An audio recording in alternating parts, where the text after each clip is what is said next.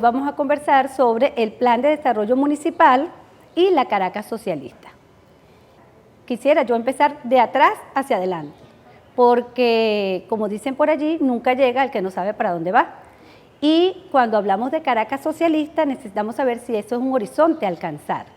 No es un horizonte logrado, es un horizonte a alcanzar. Eso es lo primero que nosotros tenemos que sostener en esta conversación. En esa Caracas socialista tenemos que desentrañar qué entendemos por socialismo y si todos estamos entendiendo por socialismo lo mismo. Y hay múltiples socialismos. Hemos escuchado hablar del socialismo del siglo XXI, hemos escuchado hablar del socialismo comunal, del socialismo bolivariano y del socialismo territorial. Esas categorías, esos apellidos que se le han colocado al socialismo, bueno, tienen toda una carga histórica, y un por qué y un para qué. Sin embargo, nosotros queremos explicar en términos sencillos qué es o qué entendemos por socialismo.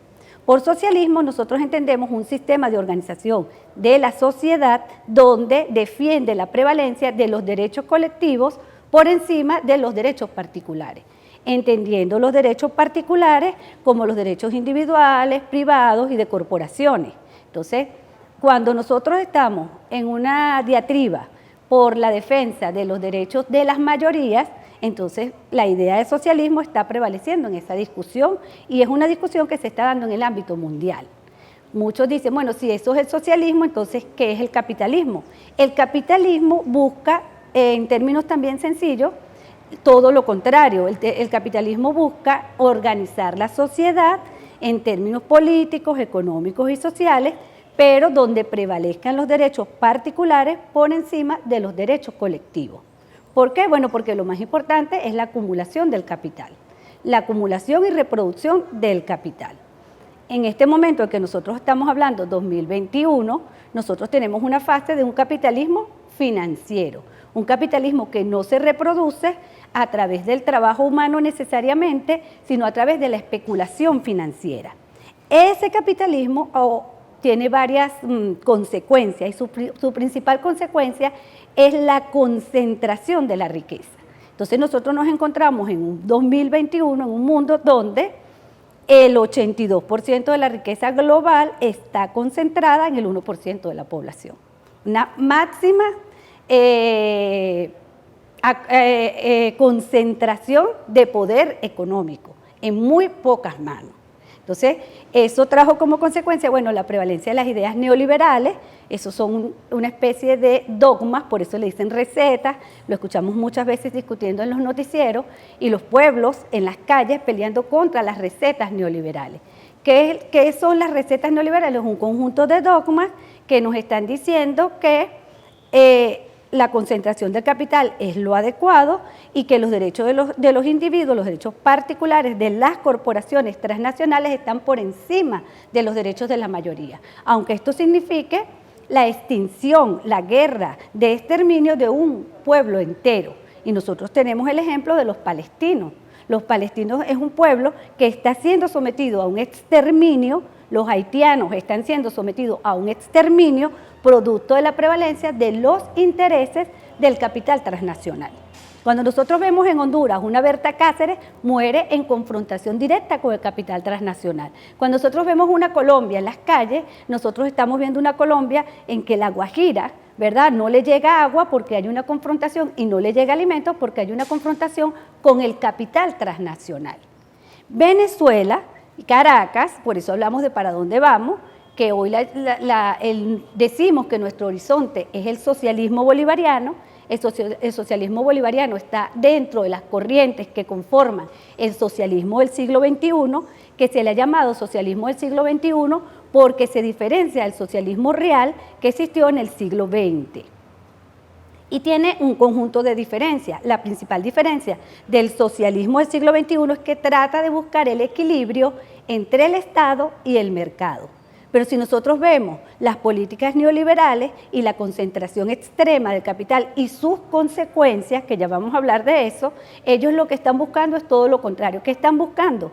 Ellos están buscando aplicar sus recetas, obtener la mayor ganancia sin importar el costo. El costo de esta acumulación en tan pocas manos, ¿cuál ha sido? Hambre, cuál ha sido contaminación ambiental.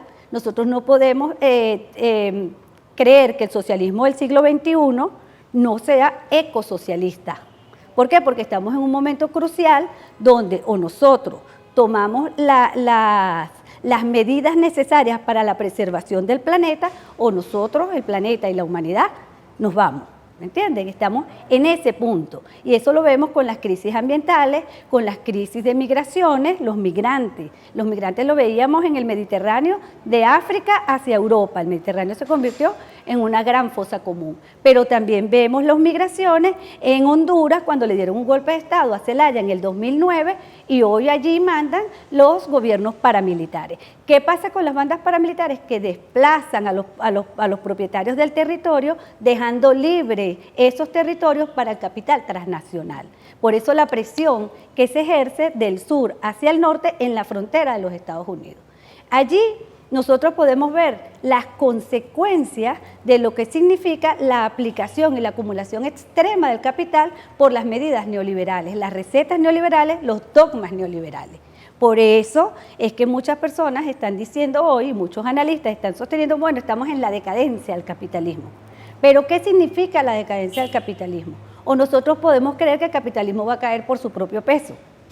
Hay aproximadamente un conjunto de encuestas que dicen que más del 50% de los jóvenes estadounidenses menores de 30 años están viendo en el socialismo como una idea positiva, como una alternativa posible que pueda revertir esta situación a la que ha llegado el mundo. Eso lo están diciendo los jóvenes estadounidenses, que es el corazón del capitalismo y que ha sido el corazón y el principal impulsor de dos grandes hechos o dos grandes acciones que han traído como consecuencia esta máxima acumulación, que es el mundo unipolar, ¿verdad? Y el mundo unipolar en manos del capitalismo financiero y en manos de las corporaciones transnacionales. Entonces, bueno, eso es lo que los pueblos del mundo estamos enfrentando. Y eso fue lo que Venezuela y Caracas enfrentó en el año 89. Pero ¿viene Venezuela y Caracas enfrentando eso solamente desde el año 89? No. Nosotros fuimos epicentro de la resistencia en 1500, 1525, todo lo que fue la guerra de resistencia contra el invasor español. Caracas fue epicentro de resistencia. Lo que no pudieron hacer las grandes civilizaciones aztecas, mayas, las grandes civilizaciones incas. Lo hicieron lo que hoy sí se puede reconocer como una gran civilización, que es la civilización caribe. Entonces, cuando nosotros hablamos de Caracas socialista, estamos hablando del socialismo bolivariano, dentro de las corrientes del socialismo del siglo XXI, donde tiene un aporte fundamental el presidente comandante Hugo Rafael Chávez Frías, porque nos habló de un socialismo con 5 dimensiones. Y en esas 5 dimensiones que Chávez nos decía la dimensión territorial. Y esa dimensión territorial nos está diciendo que el socialismo lo vamos a construir desde los territorios, lo vamos a construir desde las comunas, lo vamos a construir desde los consejos comunales como espacios de autogobierno de los pobres, como espacios de autogobierno de los pueblos. Eso que nosotros entendemos entonces como socialismo bolivariano se nutre de la corriente robinsoniana, que nos habla de la toparquía y del amor por el espacio. Ese amor, esa comuna no es solamente un espacio para reproducir y organizarnos políticamente. La comuna es fundamentalmente y debe ser fundamentalmente un espacio para la producción y reproducción de nuestras condiciones de vida, de nuestras condiciones objetivas, materiales, que comemos, que vestimos. Entonces, cómo nosotros hacemos una economía local, cómo nosotros hacemos ciudades que vivan de lo que producen, cómo nosotros rompemos con eso que hemos entendido hasta ahora, con la contradicción campo-ciudad, ciudades que viven de los campos. Eso lo vamos a romper con la conformación de las comunas. La comuna como un espacio para la producción y reproducción de nuestra forma de vida, que tiene que ser una nueva forma de vida, que no puede ser la forma de vida de la acumulación de unos pocos y donde prevalezcan los intereses de los particulares por encima de los intereses colectivos. Si nosotros estamos hablando que el socialismo es la forma de organizar la sociedad en función de los intereses colectivos, para el socialismo la planificación es una función central del Estado. El Estado debe planificar. Nosotros entendemos como Estado, ¿verdad? En esta revolución en la que hemos nosotros venido trabajando y que estamos nosotros construyendo, es el pueblo construyendo poder. El poder del Estado existe, el poder del mercado existe y nosotros estamos construyendo el poder popular.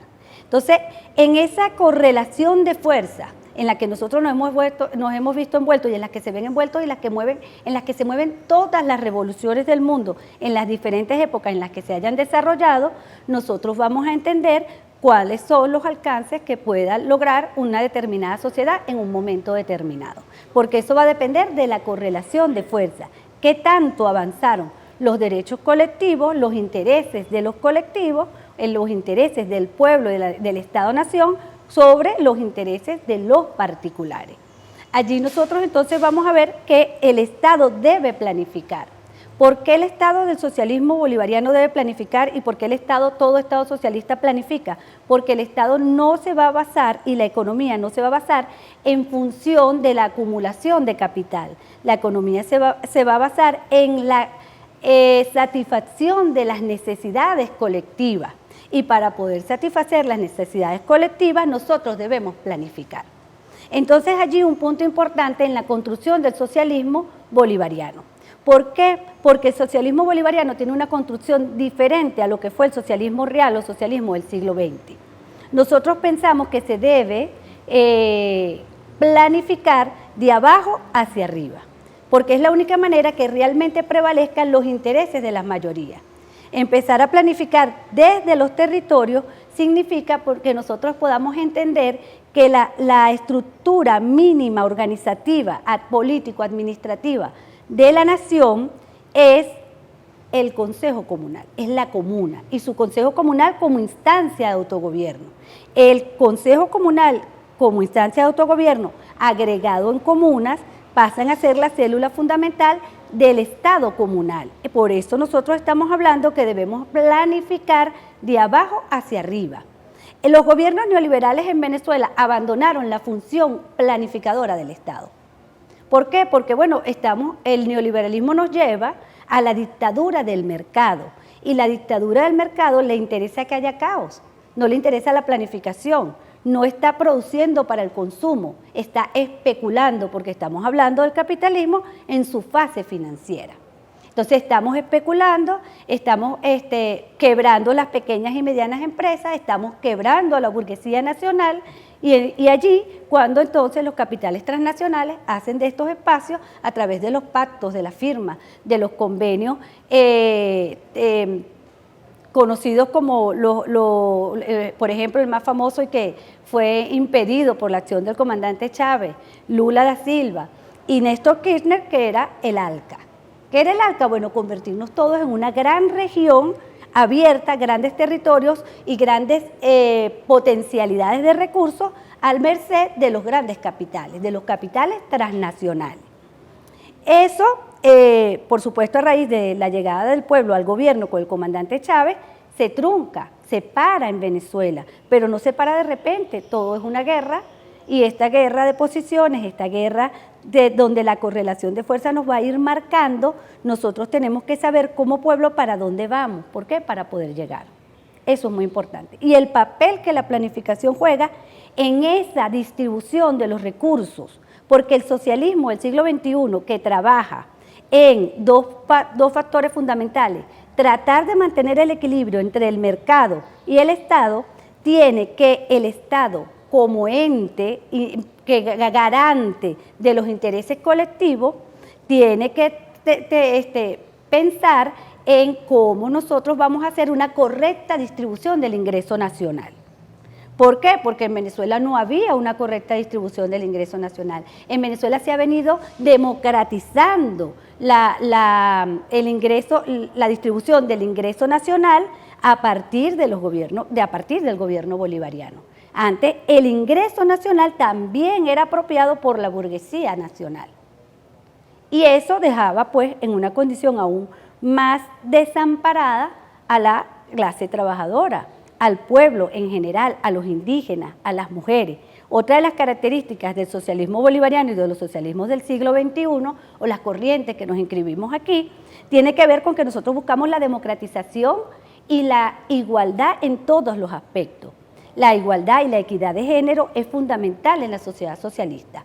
La igualdad y el equilibrio entre la acción de las sociedades y la madre naturaleza, o lo que han llamado la cosmovisión indígena, los derechos de la madre tierra, es fundamental para la construcción del socialismo del siglo XXI.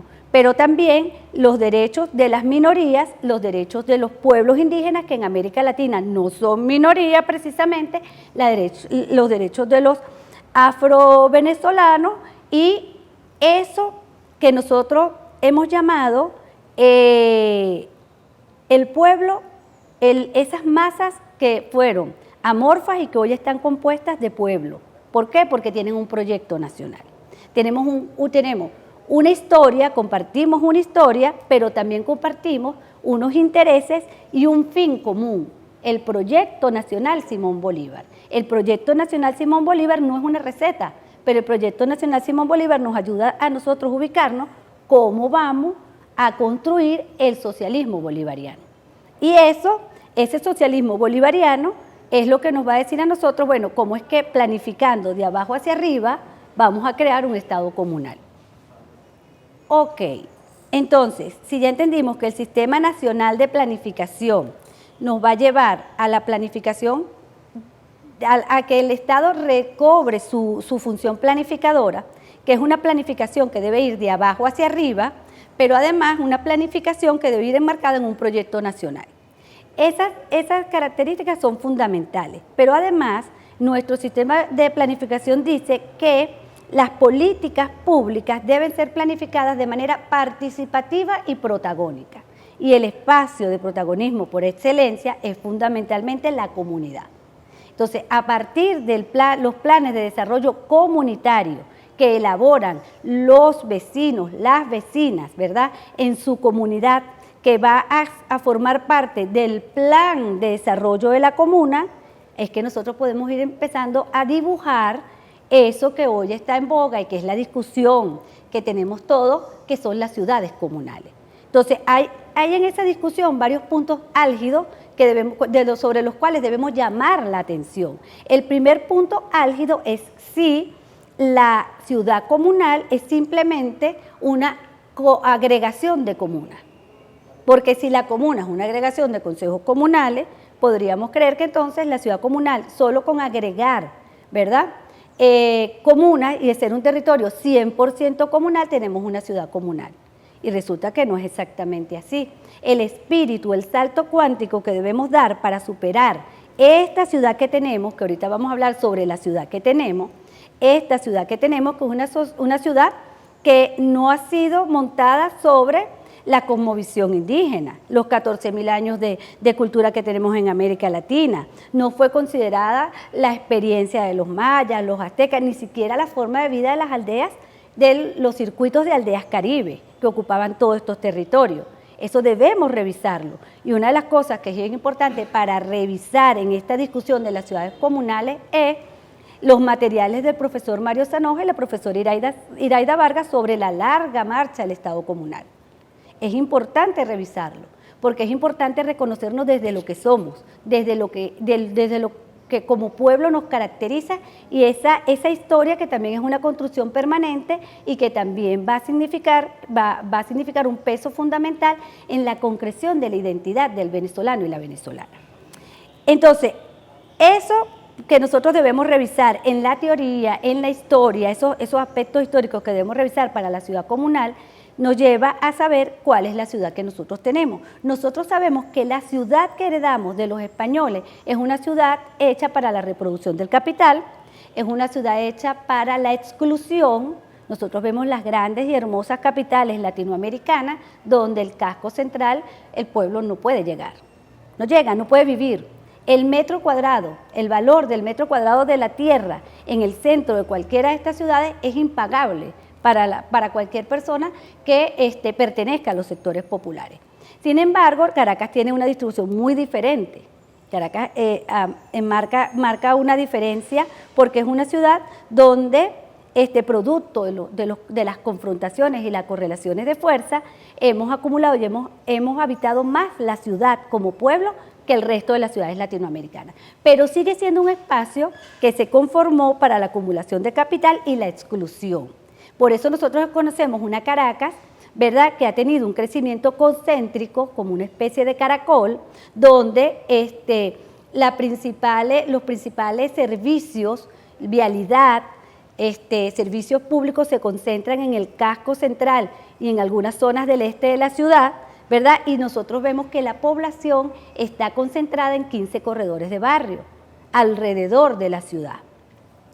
Esta forma organizativa, nosotros para construir nuestras ciudades comunales tenemos que entender cómo vamos a deconstruir la ciudad que tenemos, cómo la estamos deconstruyendo y cómo las leyes que nosotros vayamos promulgando van encadenando esa deconstrucción. ¿Para qué? Para deconstruir la ciudad que tenemos, excluyente, una ciudad que además se basa en la ley de ordenamiento municipal, que le da un valor al metro cuadrado, pero que no le da valor a lo que nosotros hemos creado como el hábitat humano. Eso que nos decía el socialismo socialismo del siglo XXI de los pueblos y de la cosmovisión andina, del buen vivir. No es una ciudad hecha para el buen vivir, no es una ciudad hecha para la vida, es una ciudad hecha para la producción y acumulación de capital. Entonces, esa ciudad que nosotros tenemos ahí, en esos 15 corredores de barrio, que se concentra el 60% de la población, tiene una gran carencia de servicios públicos que venimos heredando, porque estamos en el año 2021, un horizonte marcado por el comandante Chávez. El año 2021 nos dice a todas y todos los venezolanos que todas las batallas, todas las causas que originaron la batalla de Carabobo siguen pendientes, que no hemos resuelto ninguna, que no hemos resuelto la igualdad de clases, que no hemos resuelto la igualdad de razas, que no hemos resuelto la igualdad de género, ni la equidad de género. Es una deuda, es un llamado de atención. No es un sentir de que ya tenemos la tarea hecha, al contrario, es todo lo que nos falta por hacer. Es eso lo que nosotros estamos en este bicentenario dilucidando, aclarando, revisando y viendo. Ese otro 60% del territorio de la ciudad, porque si en un 35%, que son los 15 corredores de barrio, se acumula el 60% de la población, en el otro 60%, en el otro 40%, perdón, 60% del territorio se acumula el resto del 40% de la población, con unas condiciones mucho más cómodas. Es la ciudad horizontal, ¿verdad? Ya no es la ciudad vertical, es la ciudad que puede de alguna manera disfrutar de mejores y mayores servicios. Esto no lo vamos a solucionar con la promulgación de una ley, pero las leyes que nosotros vayamos promulgando tienen que concatenar esta desconstrucción y tenemos que tener claro para dónde vamos. Para nosotros hablar de una Caracas socialista y de una Caracas del socialismo comunal, nosotros tenemos que deconstruir las leyes que hemos estado montando, el andamiaje de leyes, tenemos que analizarlas y revisarlas. Tanto las leyes del poder popular, donde se observa la comuna como instancia fundamental de la sociedad, pero también la ley del poder público municipal, ¿verdad?, donde dice que el plan de desarrollo municipal lo entrega, lo diseña un equipo, lo entrega la alcaldesa al consejo municipal y lo aprueban los 15, 13 concejales que tenga ese municipio. La cantidad de concejales del municipio depende de la población, de la base poblacional. Pero, por ejemplo, un municipio como el municipio Bolivariano Libertador, que tiene más de 600.000 habitantes, solo le corresponde tener 13 concejales. Eso es total y absolutamente una instancia representativa. ¿Dónde están los parlamentos comunales? ¿Qué papel van a jugar los parlamentos comunales en la elaboración de ese plan de desarrollo municipal? ¿Qué papel van a jugar los planes y cómo vamos a concatenar los planes de desarrollo de las comunas con los planes de desarrollo o los planes de desarrollo comunitario presentados por los consejos comunales que conforman esa comuna? Ese entramado, ese enlace tiene que estar resuelto y tiene que estar incluido en la ley de ciudades comunales, porque si no vamos a estar entonces hablando de una población, de una comuna que decide en su base territorial, pero que no decide en el municipio completo.